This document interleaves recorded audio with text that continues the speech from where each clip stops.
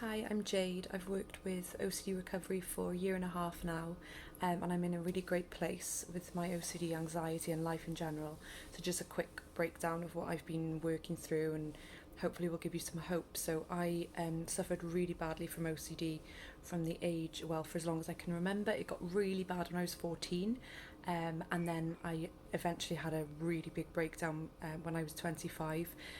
Before then, I had no idea that it was OCD or that I even had anxiety. I just thought I was an awful person with disgusting thoughts. I just thought there's something wrong with me. I need to hide this from the world. So I pretty much just lived in avoidance, go to work long hours, partying, sleeping, just anything to avoid and not bring on these intrusive thoughts. It got so bad by the time I was 23, 24, whereby if I even saw anything related to a trigger, whether it be on TV, a billboard, anything, I would run home to be like violently ill. I'd be so sick, wouldn't eat for days. I was so skinny. I'm slim anyway, but I was extremely unwell. So I ended up doing talking therapy, awful, just helping me to disprove or prove if my thoughts are real or not. No mention of anxiety or OCD.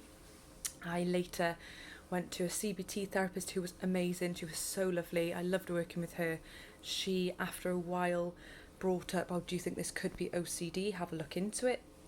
So we ended up not, she didn't realise, but there was a lot of reassurance going on.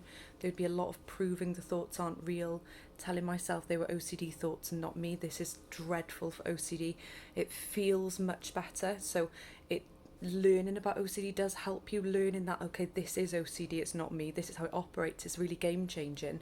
So my life improved by about 50%. I could eat again, I could sleep again. It was great, but it kept me in the cycle. So when my little girl was born, all of my fears hit me again. I relapsed really badly.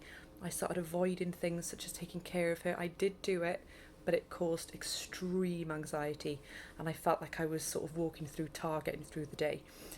I eventually found Rob when I was feeling really hopeless with my little girl. I was like, I know I've got OCD, I know how it operates.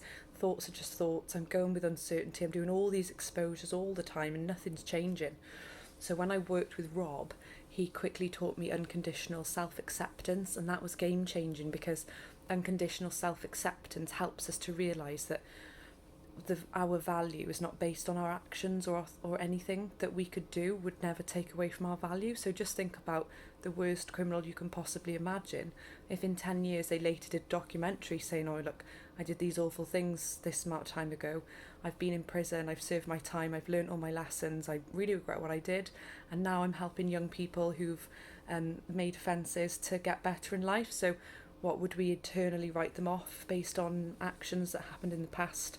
So it's all about seeing that a person is not um, evil, good or bad. They are a person who takes good or bad actions, and that can always change. As humans, we change and evolve. So Rob helped me to see that even though I really do want to strive in life not to make bad actions or do things wrong, my over concern with it in relation to OCD is what's causing the cycle. So he would have me watching lots of documentaries to help me see people that I feared to be much less scary, exposed me to lots of different things, and helped me to think more rationally. Just realising that what I fear in reality, even if it were true, I could stand it. I could, we say things a lot like if that happened, I just couldn't stand it, and the reality is you actually could stand it. It wouldn't be great and it wouldn't be ideal, and it takes a hell of a long time to get your head around. I think 8 to 10 months it took me to really see that what I fear isn't the worst thing in the world. I thought it was worse than like Hitler. I thought what I think, and if this was true, that is the worst thing in the world. And you realise after time it's not. And that is the trick to unlocking OCD cycle is once you fear something less, it unlatches, and it makes perfect sense. If you think about something you don't fear, like for me, for example, I don't fear getting HIV, for example. So I can see rationally that being overly concerned about whether I've got HIV or not for 18 hours a day is an absolute irrational waste of time. But if you're locked in that cycle where you are scared you're going to get it, your belief is that if you did get it, that would be the worst reality, the worst existence you could possibly imagine, that your whole life would be gone. But actually, if you really look at it rationally, there are lots of people who have HIV, And there are lots of people who are actually living an okay life, and even if their life is extremely challenging and they're extremely unwell, you know, there's still other things.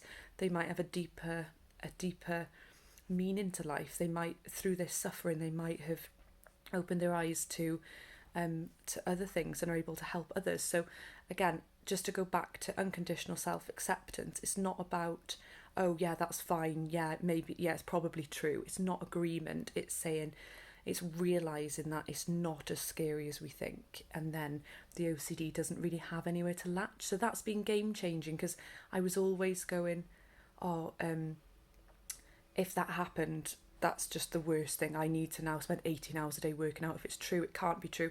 But now that my brain goes, oh yeah, oh, I wouldn't like that to be true, but is it really that bad? It's not that bad, but God, I don't, no, of course I wouldn't want it to be true. That's really helped me. So now in life, I am happy, I'm healthy, I eat well, I'm pregnant with my second child, I'm excited. Maybe I'll relapse when I have the second baby. I'm not as scared anymore, so it may well not latch at all, because when you're not scared of something, it's less likely to latch. So my message would be, do the hard homework, do the things that you think, oh, I couldn't do that. Keep working at it. Use rational thinking. It's what's missing from OCD recovery worldwide. I've learned that. I'd say my life is 200 times better than it was 5 years ago, from when I didn't even know I had OCD. And yeah, I actually said to Rob on my session last week, I was like, I'd like to get even more better. I'd like for there to be zero anxiety in my life, but I could live like this for the rest of my life. And if I did, I'd actually be quite happy.